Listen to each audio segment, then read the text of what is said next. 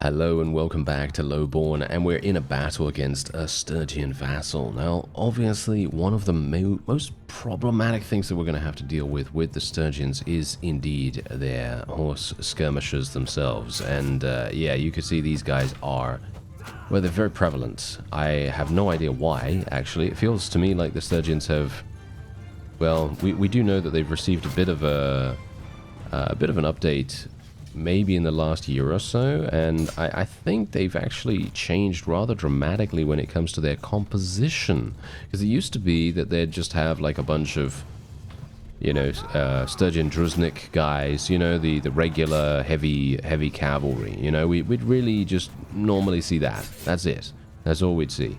And these guys, the horse raiders, they are regular troops as far as I'm aware. They're just the regulars. They're not like, you know, noble units or anything like that.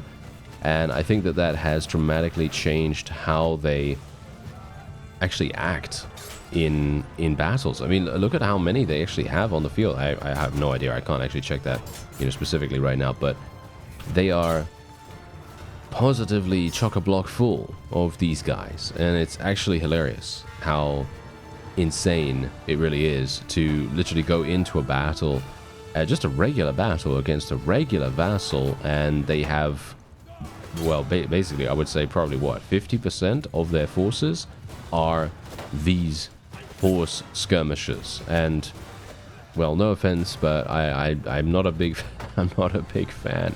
I'm not a big fan of that. Not because I don't really, I mean, to be fair, yeah, actually it is because of that. I don't really like fighting horse archers at the best of times.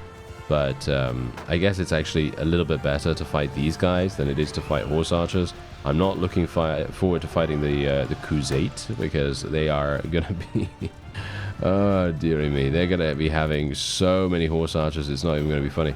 But yeah, anyway, there you go. A very wonderful, wow, that was an insanely easy victory for us right there. But yeah, there you go. Yeah, so we can take this guy. Oh, there's actually a bunch of them? What? How are there so many people? Was that an army? That seems to be an army. Okay, that's very interesting. I did not expect that to be a proper army. I thought that was just one vassal. Okay, that's interesting. All right, well, let's have a look-see here. Is there anything that I actually want to get rid of? This is the problem here. I have so many really good units that we are now suffering from success. That's basically what's happening here. So, Nord Veteran Convoy Guard, I guess I could get rid of one of those. And then we can just take one of these Bear-Tilled Bear Elites or something like that. I guess that's going to have to be it. We've got loads of prisoners as well, which means that I'm not going to be taking any of theirs. And indeed, yes, we've got more of these axes and stuff like that. Yeah, no, we can just move on. We're only going to be getting 3,600 from actually any donations as well. And it looks like we got a bit of a problem here. We've got a massive army from the Sturgians coming in to actually retaliate against our siege in this castle here. And yeah, they're actually coming out with the garrison. They're coming out with the actual garrison, which is, well, not a great thing, that's for sure. I'm not a big fan of that. But we're going to have to do it. Yeah, we're going to have to do it, and we're going to have to see what we can do. Now, this is, again, as I was talking about in the previous battle, I do not really appreciate fighting against so many of these horse archers, horse skirmishers more specifically, but yeah, we'll see what we can do. Maybe we'll be okay. But there's one thing I actually have to do, and I think we're probably going to have to modify our army composition to maybe make that work. But basically, there is a small problem with my, shall we say, my troop order, my party order, because we are getting way too many of our own skirmishers in the battle and not enough archers. And that is the main issue that we're currently having when it comes to leveling up our main archer troops, because you can see here we're getting a lot of skirmishers. You know, our skirmishers are absolutely, you know, doing a fantastic job there. They're just leveling up so extremely fast, it's not even funny. They level up faster than anyone else that we have. And yeah, that's the main deal there. That is actually the main deal. They are just infinitely much better than our archers, because the archers are so few in number that they're just not getting the opportunity. They're just not getting the opportunity to actually do damage and get experience. and then they're taking even longer to level up, and it's, well, it's a huge problem, isn't it? Yeah, it's a huge problem. And indeed, look at this. Look at the look what is going on with these guys. Look at how many of these. Wow, this is insane. They have so many of these heavy cavalry. Wow, this is actually really, really dangerous. Wow, okay, I was not expecting this. Huh. Well, I don't know what I'm supposed to do here. I can't kill, you know, 150 cavalry by myself. Yeah, this is a problem. Yeah, this is a big issue. This is a big issue. I'm going to get skewered 6 rays from Sunday here as well. I can just be thankful that we have decent armor. But yeah, you could see here that we are actually going to lose this if we... I'm not sure. If we continue here, I feel like we're going to lose. Are we? Yeah. Yeah, it's looking pretty bad right now. It's looking pretty bad. Okay, I'm going to try and see if I can escape here. Okay, there we go. We're going to probably have to try to... Okay. I'm thinking right now, do we... I don't know. This is the issue right here. This is the issue right here, because look at this. We've got 527, but do you see the insane amounts of combat strength that these guys have? The reason why they have so much combat strength is because of the sheer number. Yeah, look at this. This is exactly the point. We have Mr. Ragandvad himself. He's the main reason why we are suffering so handily at the behest of these guys. They're just doing so much damage with their skirmishers and their heavy cavalry and everything. The only thing I can do here is I can either try to get away and try to leverage my tactics skill, which I think would probably be preferable to going back in to the battle itself. But then we also maybe have to think about using a little bit of strategy this time. Okay, you know what? Let's try it out again. Let's see what happens, because it may very well be that all I did before was just terrible. You know, maybe I just played it badly. Because look at this. There is a massive, massive hill here, and all I need to do is move my forces on top of it, and we're probably going to be completely fine. This is going to be the thing that will actually murder the opponent, in my opinion at least. I think we're going to have a pretty easy time of things once we do this. I'm actually gonna tell them to dismount. There we go. Alright, why am I over here? I don't know why I spawn over in this direction, but yeah, that's fine. Alright, so yeah, everyone is going to be on foot, and we will be moving my forces a little bit closer down here, because what we ideally want to do, let's just see, is the red zone around here somewhere? We could go up here. Ah, yes, this looks to be a little bit better. Alright, where's the enemy? Okay, they're over there. And then we might be able to get over here in time. Yeah, I think we can make it. There we go. Okay, that's good. Let's put my archers around about there. It doesn't really matter where they go, to be honest. Just as long as they're kind of a little bit elevated. Okay, let's see what happens. I feel like we might have a good opportunity here. The problem is that the enemy is so significant with their cavalry. There's not much I can do. I mean, really, there isn't much I can do against these cavalry. I mean, there's just so many of them. It's absolutely bonkers. It really is. I can only hope that my skirmishers will just murder them.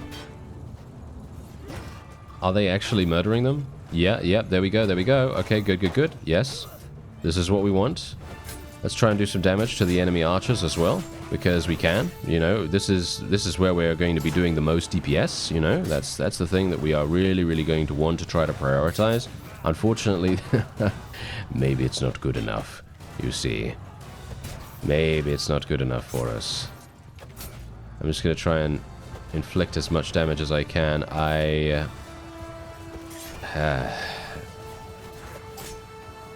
Yeah, I don't know. I guess it's okay.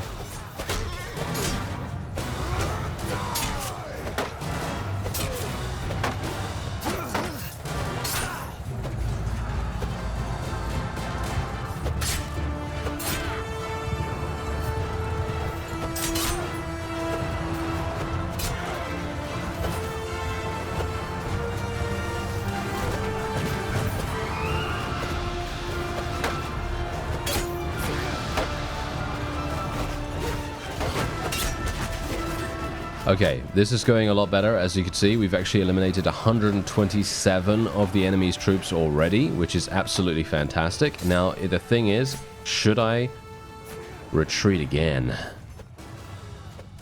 We could. It's a strategy, you know, we could. I think we... I don't know. I mean, there's a lot of archers here. I don't really want to move my forces forward, but the problem is, if we keep our people in exactly the same positioning, they will eventually die. That's the issue, because the enemy archers obviously are going to have a lot more ammunition. Oh, no, they seem to be running away. Oh, are you serious? I'm actually very surprised about that. Okay, I never thought that they would be running away in a million years. But they do seem to actually be out of there. Yes, they are indeed. Look at that. We won against the first wave. That's absolutely perfect. Okay, this is the most realistic time that we can retreat. So that's what I'm going to do. Every single time we have to retreat. Wow, that is hilarious how few we have eliminated. Wow. Okay. Let's do it again. Let's do it again. If we can eliminate the first wave, then that is what we will try to do, and I will try to retreat at the most realistic moment, because let's face it, I don't really like retreating in general, because obviously we don't really want to do that, do we? We don't really want to do that. We want to try to be as active as possible in the battle if we can.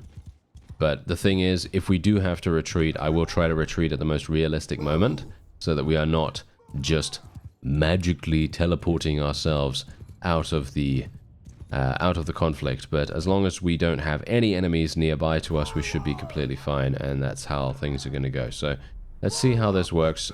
Obviously, as you saw right there, this is the difference between what we did beforehand, where we were basically just in open field, in comparison to actually using the environment to your advantage. This is one of those things where you just kind of go, yeah, that's kind of a no-brainer, isn't it? You know, it's kind of a no-brainer that you'd be able to, you know, just see what is happening on the battlefield and actually manage to, you know, push that to your advantage. If you don't push to your advantage, then you're going to get that situation like we did in the very first battle.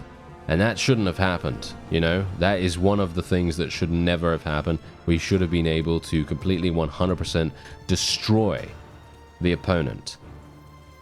But obviously, I you know, played it wrong. That's it. I just played it wrong. That was my fault. So yeah, we're gonna try to do as best we can to make sure that doesn't happen again.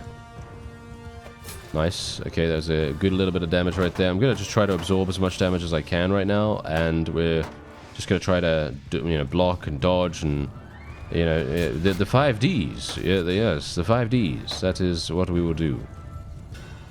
You know, what is it now? Dodge, duck, dip, dive, and dodge. Yeah, that's what we're gonna try to do. But if we need to, we might be using the single R, you know, retreat. Actually, maybe there's two R's, to be honest. It's probably retreat and what? Run away. Yes. Running away like a brave person. Indeed. That is maybe what we'll need to do. But hopefully not this time. Hopefully we're going to be okay here. Oh, this is very nice. They're actually standing in super nice positions here for us. Unfortunately, the enemy does have some very strong thrown weapons, as we know. So, you know, if I do take too much damage from them... Ooh, here we go. I could die here. That's pretty bad. Let's try to run away a little bit. Okay, there we go. Nice. That was a good hit right there. Okay, yeah.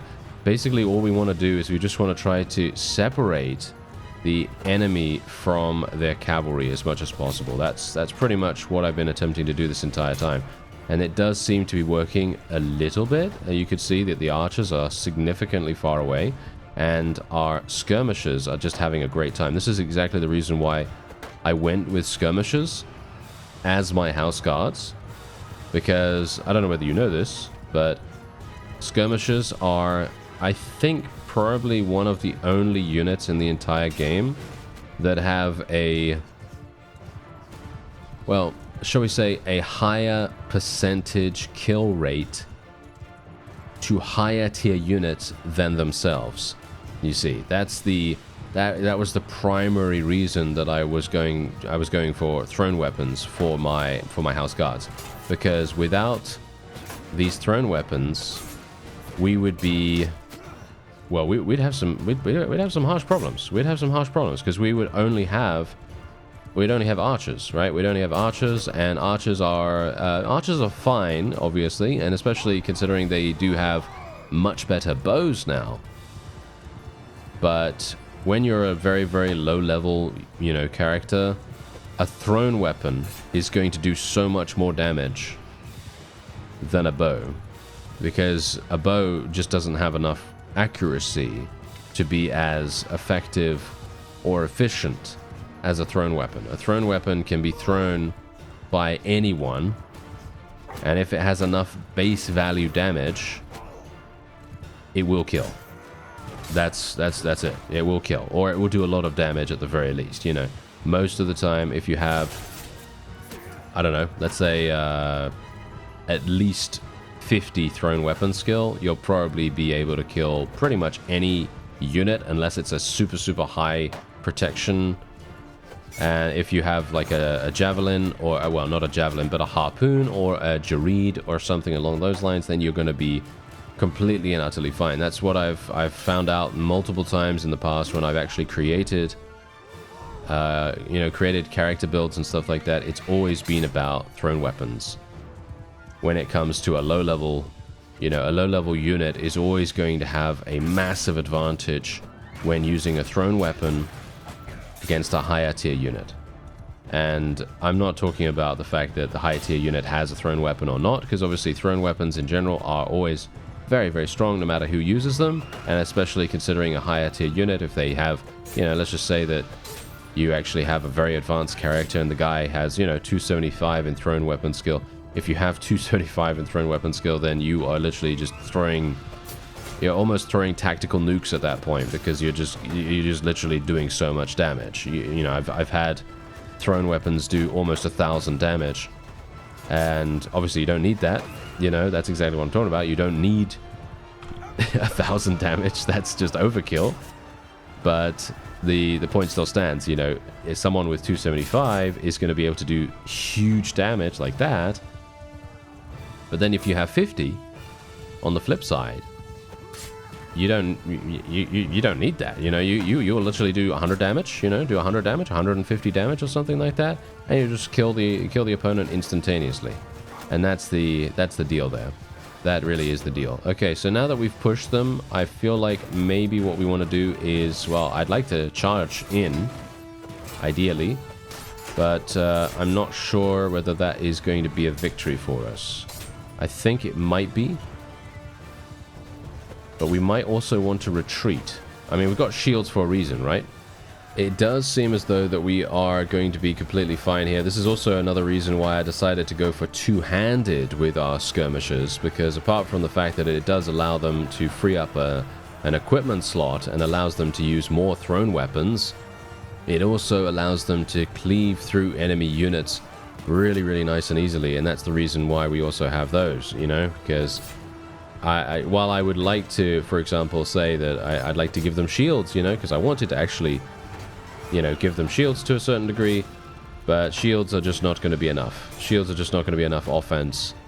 It's going to be a way too defensive character then, and it's just not going to be as effective in these kinds of situations, because you can see here, obviously, the amount of damage our two-handeds are now doing is just invaluable. We need that. And that's the reason why I also wanted to create archers with shields, because despite the fact that generally it's a much better idea to provide your projectile-based units with a lot of ammunition, just so, you know, because the AI can be a little bit inaccurate, and they can decide to sometimes just basically waste their ammunition.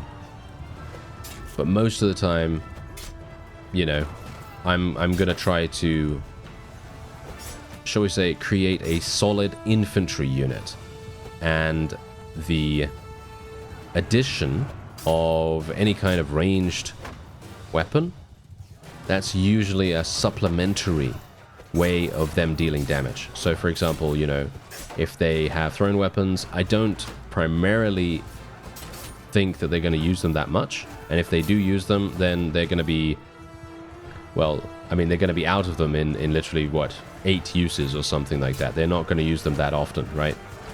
Whereas a bowman has 32, right? A bowman has 32 shots, and actually maybe even 64 shots if we are able to get them two sets of quivers. I could get them 3 sets of quivers if they were using a two-handed, of course. Or we could just, you know, give them something else completely. We could just give them a polearm and a shield or something like that, and they would be absolutely insane anti-cavalry units at that point. But that's neither here nor there. Anyway, what I'm trying to say is that when it comes to this kind of thing, it's usually just thinking about stuff. It's usually just thinking about where you think you're going to be using these units, what kind of playstyle you think you're going to have. And you know best, right? You know best what your playstyle is.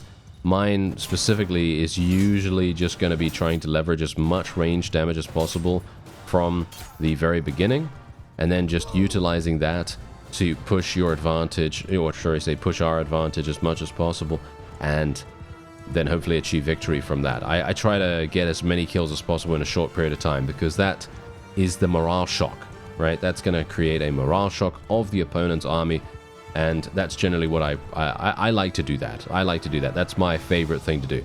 Anyway, there's the victory. Wow. We actually managed it. Okay. Look at that. Who would have expected that? At the very beginning, when we had to retreat and we failed super, super hard, we actually managed to pull off this amazing victory there. And look at that. I actually got to clan tier 6. Very, very nice. Okay, so we're just going to be taking this. Actually, you know what? I think I might be... Yeah. I'm going to be executing this guy. Enough. Boom. You win today, you dog. Done. The shame of it. And thank you very much for talking to me. Okay, there we go. Okay, so I executed him as well. Basically, I'm just executing all the leaders, right? I'm just executing all the leaders of all the factions. I feel like that's probably the best course of action that we can have here. And look at how many of these tier 6 units they actually have. It's insane. It really is. If only I had more space, right? If only I had more space. Yeah, well, I guess I will... yeah, I'll take a handful, I suppose. I'll take a handful of these guys. And that's all I can really do, because we're right next to a castle. We're right next to a castle. We're not actually next to a town, so me being unable to take them is just, you know, just how it's going to have to be, unfortunately. Now, oh, yeah. Some people actually asked me in the comments. I should actually respond to this. I'm sorry I forgot about it, but until now, that is, because we were talking about the equipment and all that stuff. And this reminded me. I'm not going to capture this, by the way, I don't think. That's not really my thing right now. Okay, so yeah. Why am I using... The question was, why am I using noble bows rather than noble longbows? Okay, so the reasoning behind this is a little bit personal preference, because obviously you can choose whatever you want. But from my perspective, I personally believe the noble bow is quite a bit significantly better than the noble longbow. The noble bow itself, I actually don't know. Do I have one on me right now? If I have one on me, I can actually show you the differences, and then you'll see yourself why I have chosen this. So basically, look, okay, I need to find a noble longbow. I highly doubt there is going to be one. Okay, a monarch abdicates. Oh, look at that. With the election of a new monarch and their objective complete, the conspiracy... Okay, yeah, that's just a rebel faction within Sturgia. Okay, that's nothing to really worry about there. Okay, let's just hope that this particular... I mean, I highly doubt they're going to have any... Are they going to have... They're not going to have any like noble longbows in here, are they? No, it's very unlikely, let's face it. No, because this is obviously a Sturgian town, so it's very, very unlikely there. But it's kind of annoying, isn't it? It's kind of annoying that we're so far away, because I don't have the opportunity to show you the differences. But anyway, the gist of it, and I'll show you just the stats of the noble bow. Basically, the gist of it is this.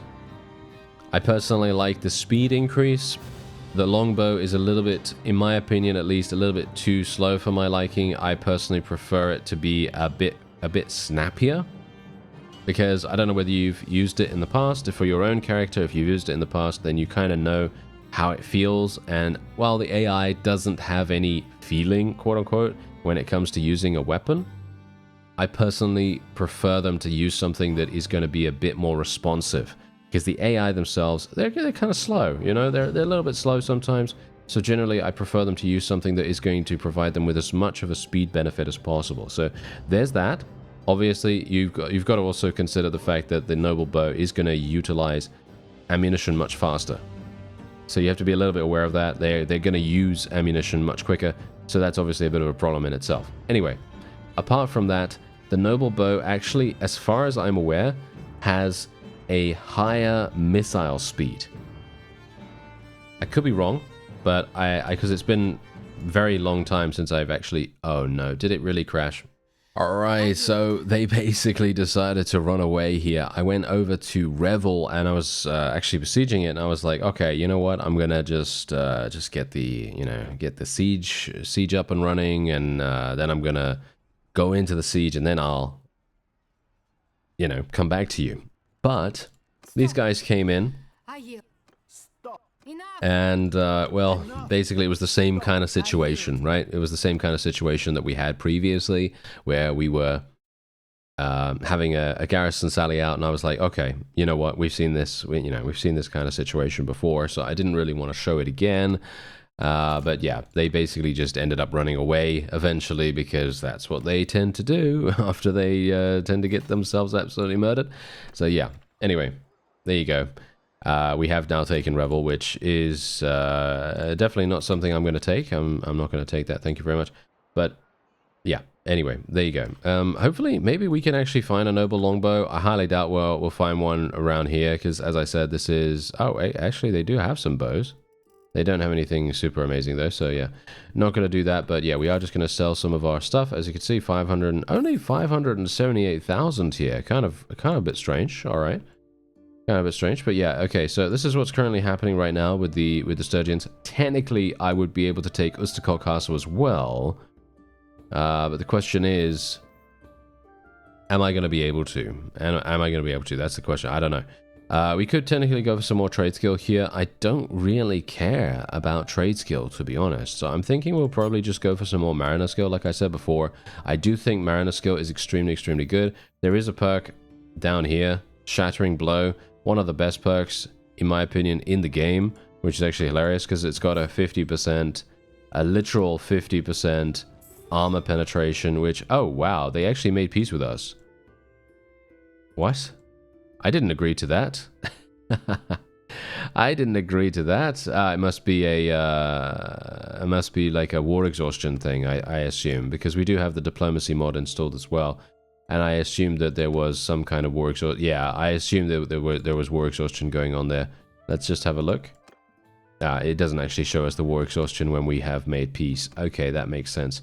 Okay, so let's just take a quick look. Are there any other factions that we could declare war against? None. Oh dear. Okay, yeah, just Sturgia. Okay, that's actually hilarious. Alright, well, there you go. Yeah, I guess this gives me a good opportunity to go back to Kerban-Seth. Obviously, we've taken 2 of their towns now, which is actually hilariously good. And there you go, we raised the militia value of a fief to 400. I don't know how we even did that, but okay. I mean, these fiefs are all doing absolutely fantastically, because we do... take a drink. We do have some mods that actually make... fief management, or shall we say fief production, a lot more lucrative, just because most of the time fiefs are really, well, they're not downtrodden in like a big way, you know, they're not like poverty stricken or anything like that, but some of them are really not very well looked after. And so yeah, it's kind of nice to actually have or see something where there's a town that is extremely nicely looked after. Like, for example, Maranath right now. Obviously, this is a bit of an extreme example, but if you take a look at Maranath, it's literally making... It has 25,000 prosperity, if you can believe that. 25,000. That is absolute insanity. Let's just disband the army for the moment as well. So, I'm going to touch upon the whole noble bow thing, just so that you get an opportunity to see what it's all about. There it is. Okay, yeah. So, as you can see right there, the speed, right? The speed is slightly slower. I mean, I don't really care about that too much. You know, that's fine and everything. Bear in mind, this is all personal preference, okay? So, if you do want to go for the noble longbow for your troops, if you're using the retinues mod as well, then this is all very much, you know, your choice. You can do it if you want to. Because the damage is a significant difference. You do have a significant difference with the damage here. You know, as you can see, 15. You're going to be getting 15 additional damage from the noble longbow, which is very, very powerful. That's a big increase. However, you also have the missile speed. I've seen this time and time again. I personally don't like slow missile speed, as in, you know, 5 difference is not really that big a deal, right? Like, we've got 90 with the noble bow, and we have 85 with the noble longbow. But from my perspective, when you're shooting from a really long distance away, missile speed really makes a big difference. So that's just my thoughts on it. I personally prefer the noble bow, and also I was kind of assuming that I might be turning our archers into horse archers a little bit later on, but that's not a given. Okay, that's not a given. It's just for adaptability's sake, and just in general, just in case, you know what I mean, just in case. But yeah, there you go. So there's the comparison, and there's my thought process on the whole deal. But don't get me wrong, the longbow is completely fine and does do a lot of damage, as you no doubt saw there. It does do a very, very big amount of damage. But it's just not something that I personally would like to use at the moment. Anyway, let's just see what I can do here. I'm just going to take out 40 million. Is that 40 million? No, it's 4 million. Are you serious? I just can't tell with the amount of zeros we've got going on here. There we go. Okay. So I'm just going to make sure that we are just, you know, like, keeping on top of our bank. For some reason, I'm getting a lot of crashes today, specifically. I actually don't know why that is. Alright, so I am now here at Calradia because I realized that my bank was just about to max out, and what we're going to do is we're going to take another 40 million out from here. There you go. And now we've got 146 million. Yeah, we're actually doing very, very nicely in regards to cash right now. I actually don't even know. Did I get a bank account at Zeonica here? I actually don't know. Yes, I did. Okay. I don't need to worry about that then. Yeah, the prosperity is actually insanely good here too. Which is actually quite funny, considering I was talking about Maranath, and Maranath has, well, 25,000 prosperity, but this is just absolutely crazy too. So, yeah, but we are getting a lot of crashes right now, and I don't know why that is. I might have to install better exception window or something like that, so that it can give me a little bit more information about why I'm getting those crashes, because I'm not getting any information right now, because I generally don't like using better exception window, because sometimes it actually, ironically, causes me to crash more than anything else. But yeah, there you go. Anyway, that is probably going to be it for this episode, because there is nothing else for me to do right now. Because you can see right here, I mean, I could technically, I guess, if I wanted to, I don't know. I mean, the Britannians are still not really on their feet. I kind of wanted to eliminate at least one faction before we try to duel Mr. Caladog to the death, you know, because if we just do that right now and there are no factions eliminated, especially the Vlandians are very, very dangerous right now. The Azerai, of course, are very dangerous as well as the Khuzait. I mean, look at the Khuzait right here. Look at them. Look at them. They have absolutely just been demons. They are just demons over there, just absolutely sweeping across the land, completely and utterly destroying everything in their path. Anyway, that is going to be it for this episode. I thank you very much for watching, and I'll see you next time.